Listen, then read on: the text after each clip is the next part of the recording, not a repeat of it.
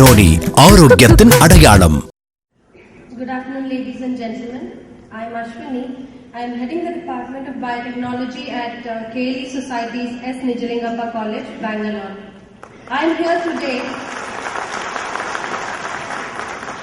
today to present in front of you a paper entitled "The In Vitro Estimation of Blood Glucose Levels of Patients with High Blood Glucose Levels Treated with Different Concentrations of Aqueous Extracts Obtained from the Leaves of Costus igneus, belonging to family Costaceae."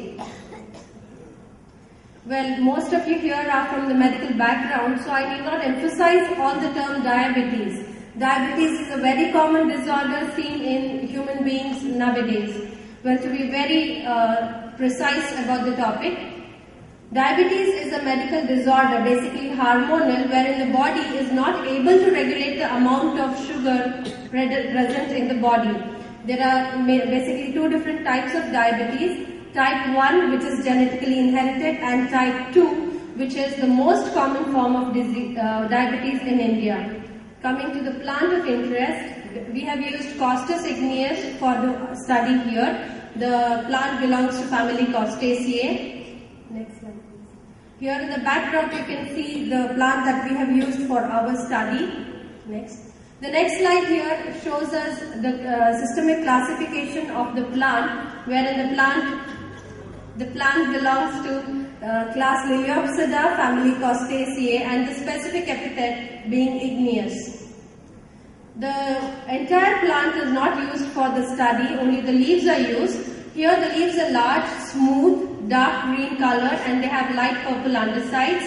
The entire plant can reach up to a height of 2 feet, and it bears beautiful 1.5 inch diameter orange colored flowers, which aptly gives it the name Fiery Costus. The aims and objectives of our study include the in vitro effect, to check the in vitro effect of the aqueous extract which has been prepared by making use of the leaves of Costus igneus and treating them with the blood samples collected from hypoglycemic patients, and to check the amount of reduction, if any, and compare it with the previous levels that have been estimated. For the purpose of estimation, we have made use of the Follin-Wu method of estimation.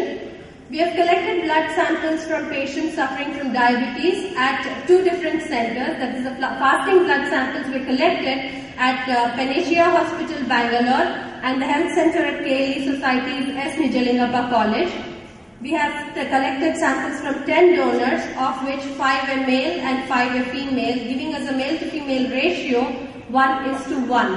The blood that was collected from the patients was between the age group 42 and above, and the sample showed average fasting sugar levels of 127 to 174 mg per 100 ml of blood. Now, to plot the curve, we have made use of standard glucose, which was prepared at a concentration of 1 mg per ml of the solution. The protocol that we have followed for the Follin-Wu method of estimation can be seen here. The process is shown in this pictorial representation, wherein standard glucose was taken, treated with alkaline copper reagent, incubated in a water bath, with the addition of phosphomolydic acid, and finally absorbance measured at 420 nanometers. To the blood samples, we have made use of the leaf extracts obtained from Costus igneus. The entire flowchart has been shown here. We have only picked young and healthy leaves from the plant. We have ground them using phosphate buffer, pH 7.2, and the homogenate is filtered through a double-layered cheesecloth. 1 ml of this filtrate was taken and diluted to 1%, and from that 1 ml of that extract has been added to 1 ml of the blood sample, and the sample has been incubated in vitro for 4 hours at 37 degrees centigrade. After the process of incubation, we have added sulfuric acid and also sodium tungstate to obtain a protein-free filtrate, which has been used for the process of estimation. The process followed is similar to the previous process. Next, please. These are the results that we have obtained. Of the 10 patients, the first 5 are the male patients, last 5 are the female patients.